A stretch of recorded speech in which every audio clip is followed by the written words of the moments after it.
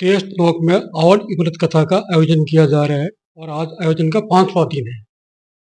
और कथा को लेकर के अभी भी लोगों के पास विशेष कोई जानकारी नहीं है। यहाँ जो और कथा का वाचन कर रहे हैं, और कथा के रचनाकार भी यही है।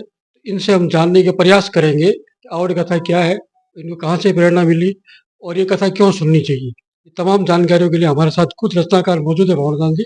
हम उनसे बातचीत करेंगे और तमाम सवालों के जवाब जानने का प्रयास करेंगे। हाँ, तो भंवरदान जी, पहले सबसे पहले तो आपका ये बताइए कि ये और कथा जो आपने लिखी, रचना करी है, इसकी प्रेरणा कहाँ से मिली और ये आपके मन में ख्याल आया कैसे? देखो, सर्वप्रथम ये आवड़ जी मेरे कुलदेवी भी हैं और ये देशनोक के जो देवोच्चारण है उनकी भी कुलदेवी भी है। तो मैंने प्रत्यक्ष देखा कि जो करणी जी इतनी बड़ी लोकदेवी है, इन्होंने भी इनकी आजीवन पूजा की और इनकी जो यात्रा है गुफा से शुरू हुई और गुफा तक चली और इन्होंने बड़े मनोयोग से इनकी पूजा की। और इनके पीछे मतलब करणी जी खुद इतनी सक्षम थी, इतने बड़े बड़े उनके चमत्कार है, फिर भी उन्होंने अपनी जो परंपरा पीढ़ी है उसको उनको यही हिदायत दी कि आवड़ जी की पूजा करनी है। तो उनकी पीढ़ी ने तेमड़े राय के रूप में, इनका नाम है एक दूसरा, तो उसके रूप में आज भी इनके हर मोहल्ले में अलग अलग छोटे छोटे जो थान है वह इनकी बहुत पूजा है। और आवड़ जी ने मतलब जो उस समय 8वीं सदी में सिंध की तरफ से जो इस्लामी आंधी आ रही थी उसको रोकने के लिए यहाँ भाटियों को, यदुवंशियों को एक मतलब ओज प्रदान किया, तेज प्रदान किया, उनको वरदान दिया। इसी कारण ये इनका राज इतना प्रबल लंबे समय से जैसलमेर में रहा। तो ये सब बातें मैंने इतिहास में देखी। उनके प्रबाड़े भी हैं, उनके 52 नाम है, जगह जगह उनके प्रमाण मिल रहे हैं, वो आवड़ जी हुए हैं। और उनके साखी है कि पहले हागड़ा चलता था और वो उन्होंने शौक लिया। तो बड़े बड़े प्रमाण थे, ये प्रेरणा मेरे को मिली तो मैंने सोचा इसके बारे में लिखना चाहिए। ये जो तेपड़ा राय मंदिर भाखर में है, जैसलमेर में, और उसके बाद में आगे तनोट राय मंदिर है। बिल्कुल ये सारे तेपड़ा राय मंदिर और माता, ये सारे एक ही रूप है। जी। आवड़ जी के मतलब ये जो विशेष इनका कोई नाम नहीं था, इनके जितने भी जो नाम है ना वो नाम उनके काम के आधार पर है। जैसे इनका आवड़ जी नाम है, वो इनके पिता ने पहले कहा कि भाई आ बड़ी, उससे इनका नाम आ बड़ा हो गया। उसके बाद इन्होंने तेमड़े में तेमड़े जो हूण था उसको गुफा में जो घुसा उसको पीछे से बंद कर दिया तो तेमड़ा हो गया। तन्नोट में राव तनु को वरदान दिया तो तन्नोट राय। भादरिया में राव बहादुर का नाम बोलचाल में भादरिया है तो भादरिया राय को वहां वरदान दिया तो भादरिया राय हो गया। देग राय में देग से वो लोहड़ियां रंगी तो देग राय हो गया। और घंटियाल में घंटियाल हूण को मारा तो घंटियाल राय हो गया। ये इनके, और चालक नाम इनका जन्म हुआ तो चालक राय हो गया, चालक नेच हो गया। और इन्होंने सूर्य को ढका, ऐसा कहते हैं कि लगभग ये बात है विक्रम संवत 880 के लगभग की। ये एक बार यात्रा पर गए थे, अपनी भुआ भीनमाल रहती थी, उनका वह निमंत्रण आया तो रास्ते में ये देगराय में रुके थे रात भर। वहां क्या हुआ, बोलचाल में इसकी छोटी बहन थी, जहां छाची नाम था उसका, वो बहुत नटखट थी। तो उनकी आपस में नोक-झोंक चलती रहती थी और उसने कोई चुगली कर दी भाई ने, तो उन्होंने कह दिया पेड़ा पिया। तो रात्रि में भाई को पेड़ा पी गया। अब पेड़ा पी गया तो उसके लिए निदान उसका यही है कि अमृत लाकर अमृत पान दो। तो अमृत पान, फिर वो बहन एक लांगल थी, वो गई पाताल से वासुकी से अमृत लाकर भाई को पिलाया और उस भाई को जीवन दान मिला। तो ये वहां पर उनका नाम हो गया। एक तो क्योंकि वो सूर्य उदय हो रहा था उस समय, तो फिर इन्होंने क्या किया, आवड़ जी ने अपनी लोवट से सूर्य को, ऐसा कह रहे हैं, ढक दिया। लेकिन ज्योतिषियों ने यह प्रमाण दिया कि ये बात 880 विक्रम संवत वैशाख 14 की रात थी और अगले दिन अमावस्या हो रही थी। तो उन्होंने कहा कि ये पूरे दिन ग्रहण चला, ऐसा उन्होंने प्रमाण ये दिया उस समय कि भाई ऐसे तो कैसे। तो अमावस्या थी तो इसलिए उन्होंने ये प्रमाण दिया कि आज के दिन पूरा ग्रहण में चला गया। और तो इसलिए उनका नाम हो गया रवेची, क्योंकि उन्होंने सूर्य को ढक लिया, रवि को, तो रवराय हो गया। और देग में लोहड़ियां रंगी, वहां एक तोगड़िया नाम का भैंसा था, उसको मारा मार के उसको, वो उस समय क्या था कि वो जो तोगड़िया राक्षस था, और उस राक्षस को खत्म करने के लिए उन्होंने चंडी काली का जो आह्वान किया, काली, क्योंकि ये शक्तियां सब आदि रूप में एक शक्ति से है, उनकी कलाएं हैं, तो अलग अलग शक्तियों का अलग अलग काम है। तो उन्होंने वहां पर देगराय और नाम उनको वहां से रवची रवराय, ये वहां से उनके नाम थे। तो इनके नाम बहुत है, मतलब 100 से ज्यादा नाम है, मैं गिना सकता हूँ। ठीक है। तो ये आवर जी का जन्म कब हुआ, कहाँ हुआ? आवर जी का जन्म विक्रम संवत 808 चालकना में हुआ, और चैत्र शुदी नवमी थी, और शनिवार वार था। अब आपने जो आवर कथा लिखी है और स्वयं वाचन पहली बार कर रहे हैं आप, जी हर कथा का एक महात्म्य होता है, उसकी एक भूमिका होती है, उसकी पूजन की विधि होती है, लोगों की उसमें आस्था होती है। तो ये पहली बार हो रहा है, इसको लेकर भी आप इस तरह के कोई नियम कायदे कानून बने? देखो, कथा क्या करती है कि हमारे सनातन धर्म में जितने भी अध्यात्म के साधन है ना, जैसे जप, तप, दान, होम, हवन, जितने भी साधन है, उसमें कथा श्रवण एक विधा है। तो बाकी के जितने भी साधन है, उनसे जो कथा श्रवण है ना, मैं उसको सबसे श्रेष्ठ मानता हूं। क्यों? क्योंकि अगर आप जप कर रहे हैं तो आपको अहंकार आएगा, आप तप कर रहे हैं तो आपको अहंकार आएगा, आप दान कर रहे हैं आपको अहंकार आ सकता है, और जितने भी साधन है उनमें आपको अहंकार आ सकता है। लेकिन आप कथा श्रवण करेंगे तो आपकी आंखें गदगद हो जाएगी, वह अहंकार का कोई स्थान नहीं है, तो आप उस परम सत्ता के नजदीक पहुंचते हैं। इसलिए कथा श्रवण से क्या होता है, हम उस देवता के नजदीक पहुंचते हैं, उससे हमारी आस्था बढ़ती है, श्रद्धा बढ़ती है, और अगर जिसकी श्रद्धा बढ़ती है ना, उसकी फिर हमारे ऊपर कृपा होती है।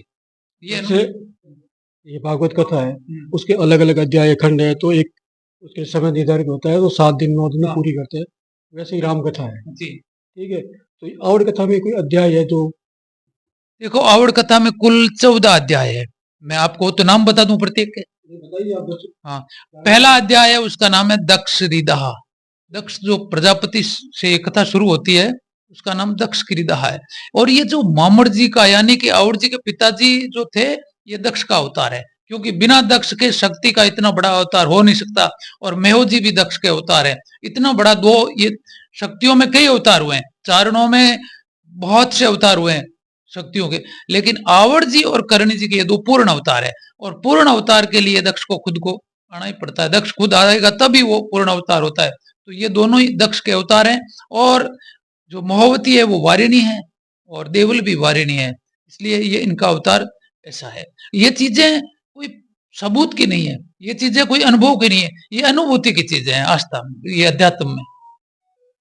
इस कथा का जो लोग श्रवण करते हैं, उनको किस तरह का पुण्य मिलता है? जैसे आप भागवत कथा का श्रवण करते हैं, तो लोग वो मुक्ति के लिए करते हैं कि ये संसार की मोह से मुक्ति मिल जाएगी। तो आवर कथा का क्या लाभ है? देखो, आवड़ कथा से सभी काम सफल होते हैं। प्रथम तो, अगर ये जो आवड़ जी है ना, इनका अवतार 808 में हुआ, और इन्होंने वापस जो गमन किया, तो वो गमन मैं तो ऐसा मानता हूं किया नहीं, आज भी यहीं घूमती रहती है, ये बयां है। और ये जो अलोप हुई है हमारी आंखों से एक बार के लिए, तो वो 999 हुआ, यानी इन्होंने 191 साल तक पृथ्वी पर विचरण किया। और कमाल की बात तो यह है कि 808 में जब ये किसी के घर में जन्म नहीं लिया, ये विमान में बैठ करके मामड़ जी के आंगन में उतरी थी। तो हाँ, बिल्कुल विमान में बैठ के अवतरण हुआ। और आवड़ जी की उम्र उस समय 8 साल थी। उनकी दो बहनें रूपा और लांगल, उनकी उम्र 7 साल थी। उनकी दो बहनें होला और गेलांव, उनकी उम्र 6 साल थी। और सबसे छोटी आची और छाची थी, उनकी 5 साल थी। भाई 4 साल का था। तो ये जब तक 191 साल तक रहे, इनकी वही उम्र, वही बदन, बिल्कुल एक ललाट पर सल भी नहीं पड़ा। इन्होंने काल को कब्जे में रखा। और फिर कालांतर में क्या है कि कुछ पीढ़ियां ऐसी आती है कि वो उनका उतना आदर नहीं कर पाती, इतनी कृतज्ञ नहीं रह पाती, तो फिर वो क्या है, उनको फिर अपना थोड़ा चेंज करना पड़ता है व्यवहार वगैरह। तो वो उन्होंने वहां से तेमड़ा भाकर से एक वहां से शिला थी, उस शिला पर बैठ करके और कहा हम हिंगलाज की ओर प्रस्थान कर रहे हैं। वो हिंगलाज की तरफ प्रस्थान किया। लेकिन उसके बाद भी ये क्या है, इनका विमान घरों में, गांव में लोग कहते हैं उड़ता रहता है। और आज भी गांव में मान्यता है कि शाम को जो बेर का पेड़ है उसके नीचे नहीं जाना चाहिए, क्योंकि वहां से बाया जी निकल सकते हैं। तो ये इनका डर क्या है कि बाया जी एक सात्विक और परम आदि देवी है, और उनकी एक झलक मिलने के बाद कोई भी संसारिक नहीं रह सकता। इसलिए लोग, कोई भी नहीं चाहता कि मेरे जो कोई परिजन है वो संसार छोड़ के अलग हो। आवड़ जी के जन्म के बाद जनमानस को कैसे पता लगा सवित्री का अवतार यानी चमत्कार पहला कब हुआ? आवड़ जी का जन्म का पता ऐसे चला कि जहाँ चाणक्य नामे 3-4 साल में एक बार जमाना होता, बरसात होती नहीं, अवकाल थे। लेकिन 808 से लेकर के और 857 तक लगातार 50 साल तक एक बार भी वहां अकाल नहीं पड़ा। और इन्होंने चमत्कार तो तुरंत देती थी, ये तो बाया है, छोटी बालिका, अबोध बालिका होती है ना, तत्काल प्रश्न होती है, तो वो तो पता लग गया वहां आते ही। और फिर इनका बड़ा विराट जो चमत्कार था वो पहला था, हाकड़े को पी लिया पूरा एक चलू में। आम जन को अपने घर में आवड़ जी की पूजा करनी किस विधि से करनी चाहिए? देखो, ये तो बाया है। पहली बात तो श्रद्धा से इनकी सातम जो शुक्ल पक्ष की सप्तमी है, चतुर्दशी है, उनको एक बार जोत कर दो तो उससे वो प्रसन्न हो जाती है। और इनका जो स्थान है वहां जाने से ज्यादा प्रसन्न हो। इसका प्रत्यक्ष प्रमाण ये है कि देशनोक वालों ने तो दीपावतों ने तो जैसलमेर भाकर और देशनोक के बीच बीच में डगरी डाल दी। हर समय कहीं भी देखो, किसी भी महीने में देखो, सप्तमी चतुर्दशी को वहां जैसलमेर से ज्यादा तो देशनोक की भीड़ रहती है तेमड़े राय में। आपको आवड़ कथा लिखने का सौभाग्य मिला और उसका पहला वाचन माँ करने की पावन धरा पर जो आवड़ माता की खुद आराधना करते थे। सबसे बड़े भक्ति मान लीजिए इनकी सबसे बड़ी आराध्य ये थे। तो यहाँ कथा श्रवण करने की आपकी इच्छा या मन में भाव जागृत कैसे हुआ? ये देखो, मेरी इच्छा ये थी कि मैं एक बार करणी जी को सुनाऊं, क्योंकि ये मेहोजी ने करणी जी को कथा सुनाई, इसमें प्रसंग ऐसा है, तो मेरी ये इच्छा थी कि मैं करणी जी को सुनाऊं। तो मैंने मेरे यहाँ बुआ के बेटे भाई हैं कबीरदान जी, उनसे कहा कि मेरी अच्छी इच्छा है। उन्होंने मेरा इसमें बहुत सहयोग किया, और उनकी भी इच्छा थी, क्योंकि वो खुद जानकार हैं साहित्य के बहुत अच्छे। करणी जी ने अपने पिता से जो हाँ, उसमें जो कथा सुनी हाँ, उसमें जो प्रसंग था हाँ, तो उस प्रसंग के हिसाब से आपने हाँ, इस देश जी जी, मैंने सही करणी जी ने सुनी पहली बार मेहो जी से, वही कथा मैं यहाँ कह रहा हूँ। आपकी जो प्रेरणा का कहीं ना कहीं स्रोत वो तो नहीं है?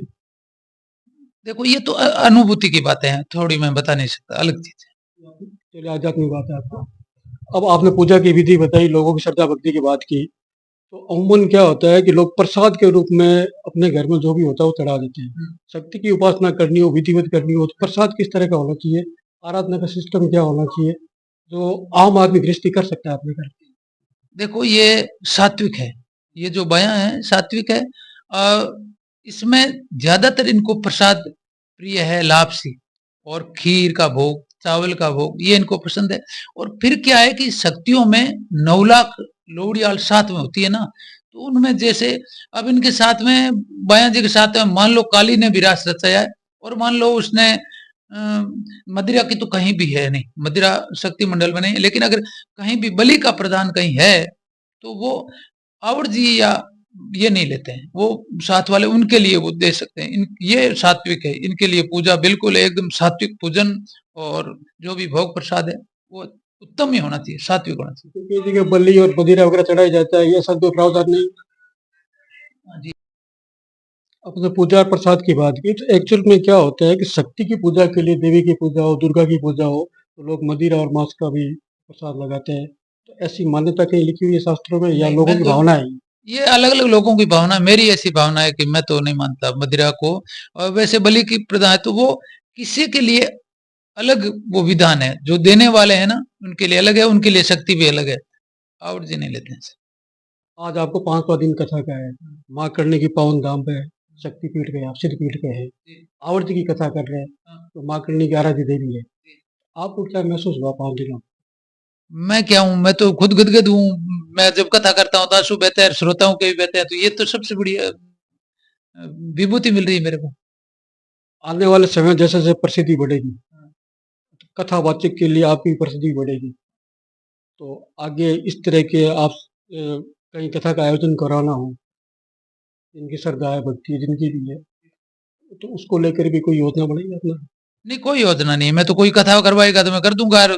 वो उनको भी फेमरस में भिगो दूंगा और मैं भी भीग जाऊंगा। मतलब निःशुल्क अध्यात्म। बिल्कुल अध्यात्म, ये उद्देश्य आध्यात्मिक है मेरा।